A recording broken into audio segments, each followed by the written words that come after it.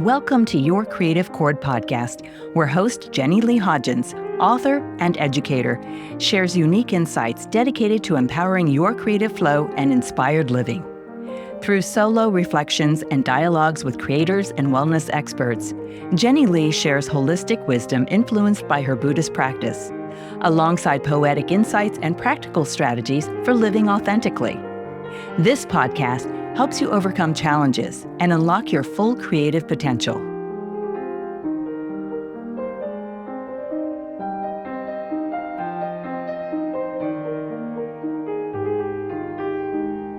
Welcome to Your Creative Chord. If you're new here, I'm Jenny Lee Hodgins, creative empowerment coach and host of Your Creative Chord, where we empower your creative flow and inspired living. And if you're a regular listener, thank you so much for joining. I really appreciate your support and engagement. In episode 85, From Overwhelm to Creative Flow, I ended by saying something like, until next time, honor your energy and the season you're in, practice self-compassion, and nurture joy and clarity for yourself as you pursue your creative dreams. But that made me think, the idea that we have the power to nurture joy and clarity ourselves might seem pretty foreign to you. Even if you are familiar with the idea that we each have the potential for empowering ourselves, you might be at a loss about, or frankly struggle with, how to nurture joy and clarity for yourself as you pursue your creative dreams. It's easy to acknowledge when we're struggling with something in our lives, but how do we move forward to overcome challenges or inner struggles? Today, I will share ideas on how to nurture creativity, hope, and joy from the inside out. And believe me, this is something I must actively practice in my own life.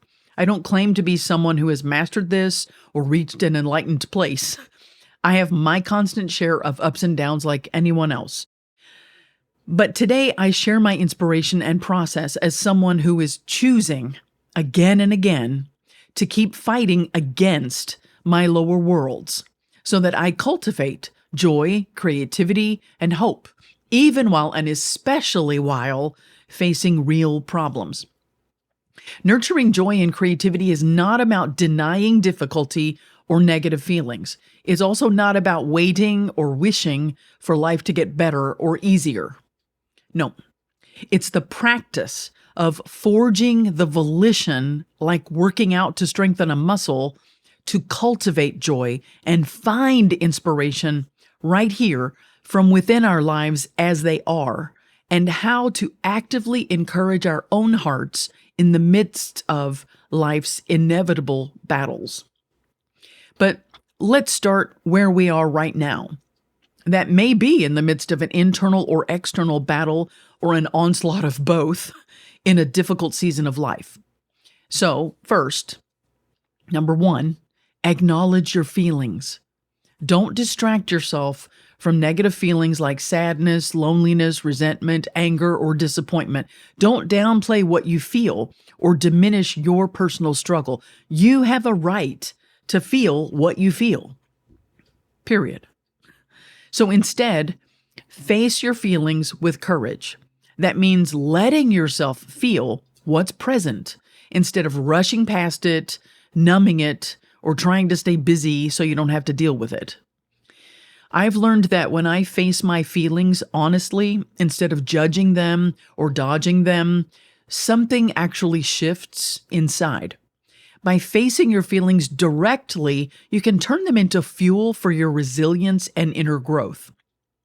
Allowing your feelings through sitting with them in stillness, a walk in nature, listening to or creating music, journaling, artwork, or through honest prayer helps you absorb, process, and work through challenging emotions. Letting yourself feel without judgment or suppression leads to relief, calm, inner realization, and clarity. An extra perk is that this head-on struggle often becomes the catalyst for fresh creative expression. In fact, many of my most rewarding creative works have emerged from within deep chapters of my life's challenges. So let's take a moment right now to reflect. What are you feeling right now? What feeling have you been avoiding or pushing aside lately? Practice self-compassion by allowing yourself to acknowledge and feel your emotions without judgment or pressure. Allow yourself to feel as part of the larger process or bigger picture toward fuller meaning and empowered living. You don't really need to fully grasp that meaning or feel empowered right away. You just need to treat yourself with kindness and allow yourself to be where you are right now. Opening yourself up to connect with and express your feelings becomes the motion that moves you like a river toward the ocean of inner expansion, resilience, and personal growth. Number 2, as my late mentor in life, the late Dr. Daisaku Ikeda said, quote, "People, like flowers, also need water. Our hearts wither if we don't encourage ourselves." End quote. My mentor's spiritual wisdom and optimism always encourage me to move forward. The idea that I have the power to encourage myself often feels like a revelation to me. Like, duh. That's one of the things that I most appreciate about the Buddhist philosophy that I practice. It's about the human potential within each of us. But encouraging ourselves doesn't happen, automatically. We have to choose it. But how do we encourage ourselves? One way is to start embracing what nurtures you. Simple things like time in nature, art, music, theater, reading, movies, conversation with friends and family, cooking, hiking, cycling, yoga, and positive philosophies, great literature, and poetry by the great masters. Immerse yourself in positive spiritual practices like prayer, meditation, yoga, forest bathing, nature walks, or chanting. These are not things to get around to once you have free time. They are really critical practices that research has proven to nourish your best self. So start with small acts of self-compassionate care. Do one thing a day for yourself that honors who you are right now. Not who you think you should be, not who others think you should be, not who you used to be, but who you are today. So what does that look like? Could be a haircut, a pedicure, a leisurely bath, a slow hot shower, a quiet walk, listening to your favorite fiction, podcast, or music, dancing in your living room, visiting a friend, playing the piano or guitar again for the first time after a long gap, journaling or writing a poem or doodling in a sketchbook about your feelings, maybe even adult coloring or reading a great book, sitting in stillness through meditation, prayer, or chanting. Whatever it is, just start small and start where you are and as you are, and keep at it consistently. Over time, these small choices will build the habit of encouragement into your daily life. Let's pause and reflect. What is one small thing that genuinely nurtures you?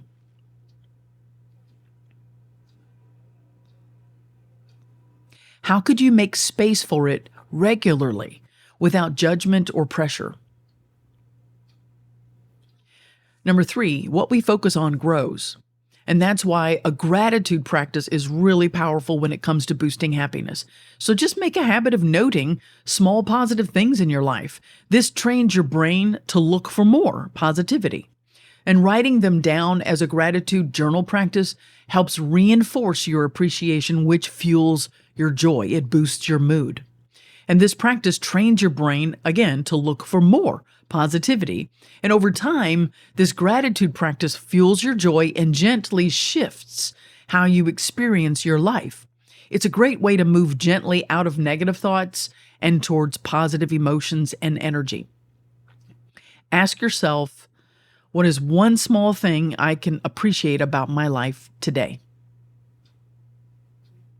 Start simple. Mine might look like I'm so grateful I can work from home and set my own schedule. I'm so grateful to have this quality time with my 86-year-old mother. I'm deeply grateful that we eat delicious, healthy meals together that she cooks. I'm so grateful I get to enjoy watching the cardinals, Carolina wrens, bunny rabbits, woodpecker, blue jay, juncos, squirrels outside my window that are indulging in the winter when I've tossed out nuts and oats and seeds onto that frozen layer of snow. I'm deeply thankful for the beautiful local parks that my mom and I enjoy regularly. I appreciate my sincere friends who support my happiness with patience, truth, and encouragement. I'm appreciative of my good health and for getting abundant sleep and rest. I'm grateful for my quiet morning breakfast, the beauty of Kentucky's countryside, and the profoundly uplifting impact of my creative expression, whether it's poetry, lyrics, music, a brand design from my nature photos, or a podcast. I'm really thankful for all the amazing and positive people in my life, especially those I meet as a guest on their podcast or those I've featured on your Creative Chord podcast. And I'm grateful for you, whether you're a loyal, regular listener or you're brand new to my show today. I'm grateful for our life-to-life connection. See how easy it is to start listing seemingly small things you appreciate in your life?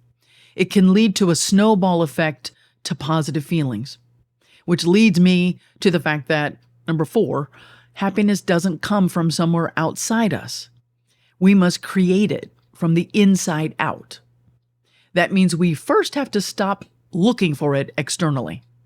From addictions, other people, things, habits, philosophies, ideologies. It means we have to start right here where we stand and dig a garden from inside our own lives. Taking responsibility for our own happiness is not easy.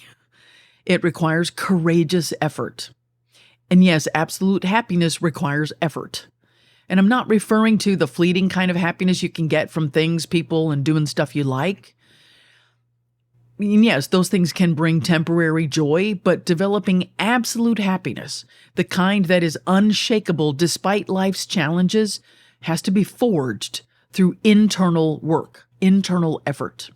And making that internal determination to create happiness from within is the most direct path to hope and joy. I'm going to say that again. Making that internal determination to create happiness from within is the most direct path to hope and joy. And it is deeply rewarding. So consider this. Where have you been looking outside yourself for happiness? And what would it look like to begin cultivating it from within? Sometimes this journey requires recognizing false beliefs that we harbor in our hearts or our brains and doing the inner work to turn those around with a brave effort to overcome doubt, anxiety, or fear with trust and hope in our own capacity for strength, resilience, and joy. And this leads me to the next step in developing our happiness. Number 5, use your problems as the fuel for greater happiness. It sounds contradictory, but really, to be my best and happiest self, I must use my tailor-made struggles as fuel to enable my inner light to shine. What does that mean, to shine my inner light? It means using my problems to bring out my greatest strength, resilience, courage, wisdom, compassion, and joy to life. But how do I get that inner light to shine? How do I do that? By facing my life's difficulties, grappling with, overcoming, and transforming my weaknesses or my negative emotions. That's what makes my light shine the brightest. That struggle is itself what strengthens my confidence and clarifies my purpose. Struggling is not a proof of failure.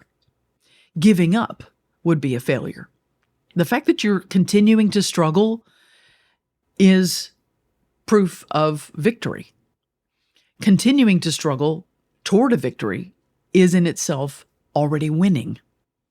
Using spiritual practice is powerful for building happiness. So, for example, all of these ideas come straight out of my Buddhist practice. The Buddhist philosophy I uphold and practice daily as an SGI member, which is Soka Gakkai International. And the Buddhist life philosophy that I practice raises my life state, and it helps me understand the unlimited power within each human life and within the universe, and that those powers are one and the same. The power of the universe and our life are the same. And that understanding helps me lift my life state toward hope. It teaches me that there's no obstacle we can't overcome once we bring our full potential to the forefront. So check out Your Creative Chord podcast, episode 87, Burnout Recovery and Spiritual Practices for Brain Health, for more about the positive impact of spiritual practices. Whether it's chanting or prayer or meditation, nature immersion, yoga, forest bathing, or a creative practice, these are all science-backed ways to transform your challenges and forge a happier life. So let's reflect. What practice helps you reconnect with your inner strength?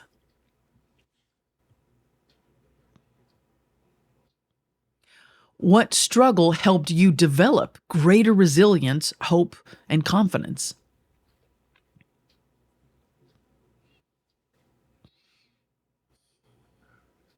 How can you reframe your current problem toward developing your inner strength, hope, and confidence right now?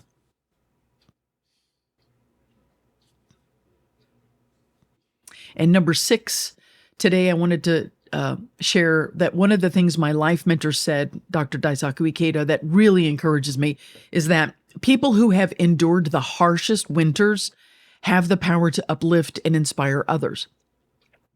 Our problems are the pathway. As Ryan Holiday's book clarifies, the obstacle is the way to fulfilling our greatest potential and our unique mission in life. People who battle against life's challenges develop a rock-solid resilience, and that becomes a source of encouragement for many others. So what we go through actually becomes our unique way of helping others win in their lives too. So let's reflect on this for a minute. Think about how you will be able to help someone else in the future because of what you are enduring right now. This struggle becomes your credentials for inspiring others with the unlimited potential within each of us. What difficulty in your life right now could become fuel for growth or deeper happiness? What wisdom are you already gaining from your experience? How might what you're going through right now one day help somebody else? When I think of that, it helps me fight through my difficulties, and it gives me kind of an impetus to just keep pedaling, just keep going, because I know that my struggles can help someone else. We're human. We can relate to each other. And number 7, as I said in episode 85, From Overwhelm to Creative Flow, never give up on your joyful creative life. Your inherent creative flow is always waiting in your heart. End quote. How do you tap that creative energy? That creative energy is not something you have to go find somewhere else. Use your life. Use what you already have within you, what you're feeling right now. Use it. You tap creative energy by using what's already available in your life right now. Express it authentically and honestly. And creativity becomes a tool for your inner victory and a way to encourage others. So practice it, explore it, play with it in a way that is really true to yourself. The most powerful art really comes from the heart and from a place that's real. And when we're courageous enough to express ourselves creatively, the power of art springs to life beyond our expectations.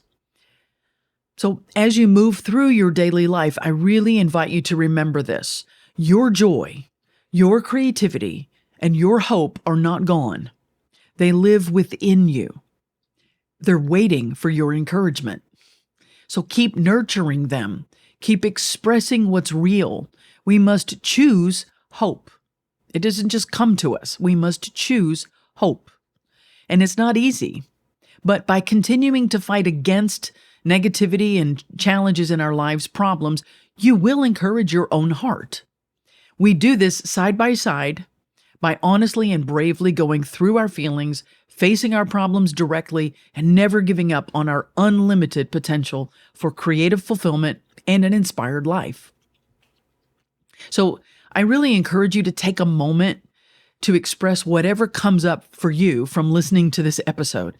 And I encourage you to explore it through art, music, or journaling, or movement, or reflecting on it through your spiritual practice, during your yoga routine, or in a meditation, or prayer, or chanting, and notice what arises for you. From my own experience, some of my most challenging problems have often become the fuel for fresh inspiration. Music, time in nature, design ideas, photos, poetry, lyrics, or even a new episode for your Creative Chord podcast. So let me know if this resonates with you, and if you'd like to explore it a little further, I invite you to download my Creative Empowerment Sampler at yourcreativechord.com/get inspired here. If you feel called to go deeper and explore how to empower your creative flow and inspired living, I also offer one-on-one coaching. In our sessions, we'll work together to help you overcome blocks, reset your energy, tap into your creativity, and create aligned, sustainable practices that bring more joy, hope, and fulfillment into your life. You can learn more and apply to work with me at yourcreativechord.com/work with me. As we close out today's episode, I want to give you a little sneak peek of what's coming up next. Over the next 3 months, June, July, August 2026, I'm going to be doing a series about navigating grief and loss, and how creativity and spiritual practices can help us process, transform, and find meaning through those experiences. I'll be sharing immersive examples from my own creative work, poetry readings, songs I've written, vocal and piano performances, piano and orchestral music that I've composed, and all of this as a way to show how the creative process can help us process grief, honor our loved ones, and create deeper meaning in our lives. And it's not just about the loss of, from the death of a loved one. We experience many kinds of loss, from life transitions, moves, new jobs, changing relationships, health, and circumstances. So my hope is that by sharing my own personal journey and creativity, you'll feel inspired to tap into your own creativity, whether that's writing, composing, drawing, photography, dance, artwork, or any form of creative expression that speaks to your heart. In August, I'll feature a conversation with Chris Mamone from the Empowered Grief Journey podcast and book by the same name. Chris is an acceptance coach who helps people navigate loss with practical tools and compassionate guidance. And that episode will take a closer look at how to work with grief in real life. And I know it will be incredibly meaningful for anyone going through any kind of loss, whether it's the loss of a loved one, anticipatory grief, or the many smaller, quieter losses that show up in our daily lives. If you're feeling heavy right now, I want to emphasize that this episode 88 can be a companion for you. It's about nurturing joy, hope, and creativity, even in the midst of life's difficulties. You can return to these practices anytime you need a little lift or some inspiration. And then over the next 3 months, we'll explore together how creativity and spiritual practice can support us through grief, while also encouraging a richer, more inspired way of living with purpose and meaning. And I'd really love to hear what resonated with you in today's episode. You can share your thoughts by leaving a review on your favorite podcast platform. And when you leave a review, it really does help others discover your Creative Chord podcast, so I can reach more people who are looking for inspiration and creative empowerment. So thank you for doing that. And until next time, May today's episode help you practice nurturing hope and joy from within. Thank you for listening to Your Creative Chord podcast. If you found inspiration in today's episode, please leave a review and subscribe to the show. Your support helps spread the message of creativity and inspired living. Stay connected with Jenny Lee and a vibrant community of creatives and curious minds. Visit yourcreativechord.com for more resources. Remember, daily life is where your creative flow begins. Embrace the journey.